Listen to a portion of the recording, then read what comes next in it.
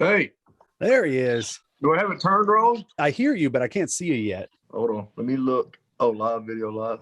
How about There we that? go. So am I turned the right way? I'm seeing you sideways right now. Okay. I don't know if my thing's going to work with it. Right side here. Let me try this. Hi. That's Faith talking in the background. Oh, hey, Faith, how you doing?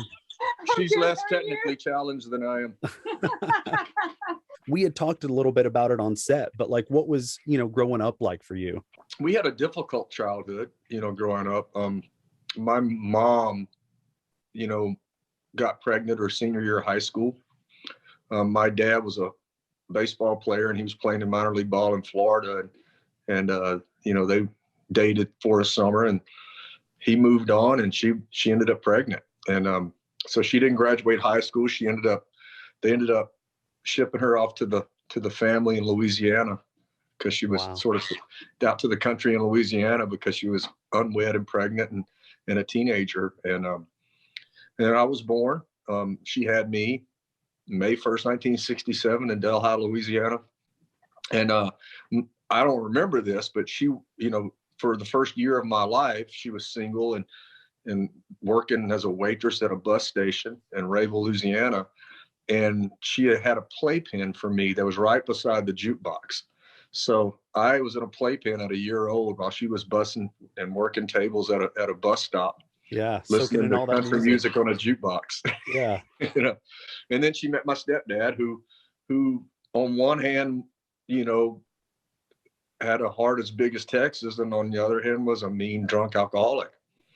And which is probably the worst way to be because you never know where you stood. The great thing that came out of that marriage that she had with my stepdad though is I had two great sisters from that relationship, and we're best friends to this day. I read somewhere, is it true that you thought he was your biological dad for a while? Yes, I always thought he was. And about a year after their divorce, in her closet looking for something, I can't remember what I was looking for, but I was looking through a box. It may have been for a school project or something, and I found my birth certificate, and that's how I found out that my stepdad wasn't my dad. And then it said that my dad was a professional baseball player, and it had his name on there. I think I'd mentioned, so my grandpa is Barry Corbin. He was starring in Northern Exposure at the time, back in the 90s.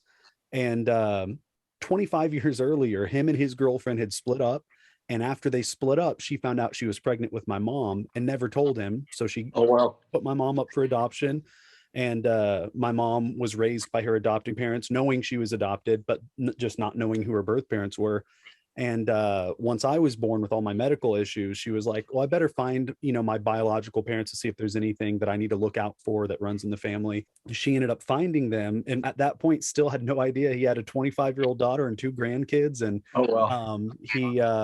we found him. And yeah, it was kind of a crazy thing. But she loved Northern Exposure and watched it all the time without knowing she was watching her dad. So it was a similar situation. That's what I love about the name of your podcast, What's Your Limp, because we all have scars, and we all have trauma, and we all have things that handicap us in some way, and some are more obvious than others.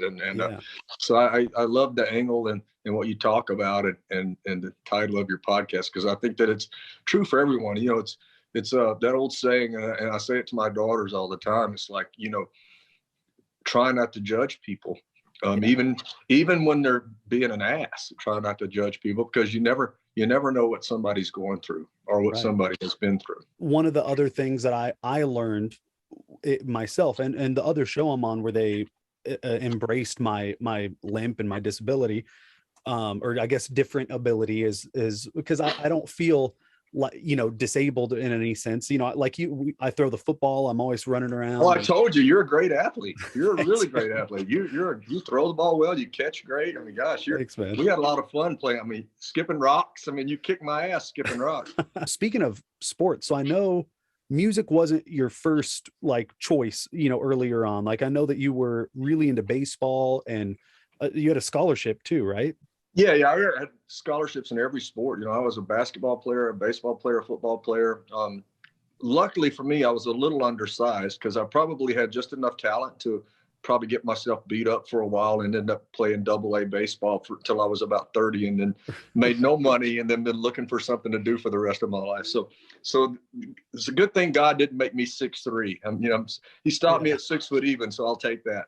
Everybody was gone for the summer. I was still living in the house, and I had a job that I worked, it started at 6 a.m. and I was done by 1 p.m. So I had a lot of time to kill in the afternoon. So I took my high school ring, went to a pawn shop, and traded it for a guitar. And I spent that summer learning songs, and I had a repertoire of about 50 songs by the end of the summer. And I just started playing for tips at a local restaurant. And that's how I started playing music. I feel like both of us have really been shaped by the women in our lives. Like I'm so close to my mom. I know you were as well. So what was your mom's reaction during all of that once you told her, like, hey, I'm pursuing this instead? Yeah, I'm not the best of men anyway, but I wouldn't be anywhere near the person I am without all the women in my life, including my mom and my sisters. And certainly, and God knew what he was doing, because I grew up with my mom, my grandmother, and 2 sisters. So I always had women in the house. And so when I got married to Faith and we had 3 daughters, I think he was laying the groundwork for me early. I was a good student in high school. I graduated second in my class. I was a good athlete, and I'd always wanted to be a lawyer. That was my plan, was to go to college and be a lawyer. So when I went to college, I started out in pre-law. I made the decision that I wanted to move to Nashville, and it took me about a month to get the nerve up to call my mom, because I knew that she had wanted me to have an education, and she wanted me to be a lawyer, and she wanted me to work hard, and she had high expectations for me. And certainly because of the circumstances that I'd come out of, and the circumstances that she had come out of, and all those things. So she really wanted some success. I told her I was going to move to Nashville, and her response was, I think you should go for it. I'm surprised you haven't done it already. And if you don't, you'll always second guess yourself. Yeah. And, knowing how badly she wanted me to succeed, and how the importance that she placed on education. And that was not the answer that I was expecting to get. So I was pretty happy with that answer. I wanted to ask too, I know you've talked about this in other interviews, but like with, when it comes to alcohol and struggles like that with addiction and stuff, it does make sense having your stepdad and things passed down. How did that cycle break, and what was that whole, process like? Well, let's be clear that it's never over. It's not like it's a linear line for me at all. But it's something that you got to stay aware of, and something that you got to stay on top of, and you got to be mindful of and check yourself on. For me, it got really bad and out of hand. And then my wife, I remember explicitly one morning, I won't go into all the details, but one morning just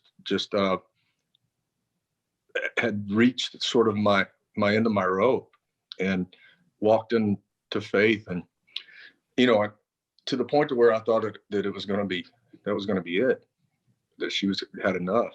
And I remember telling her that where I was at, this is where I am. This is what's going on.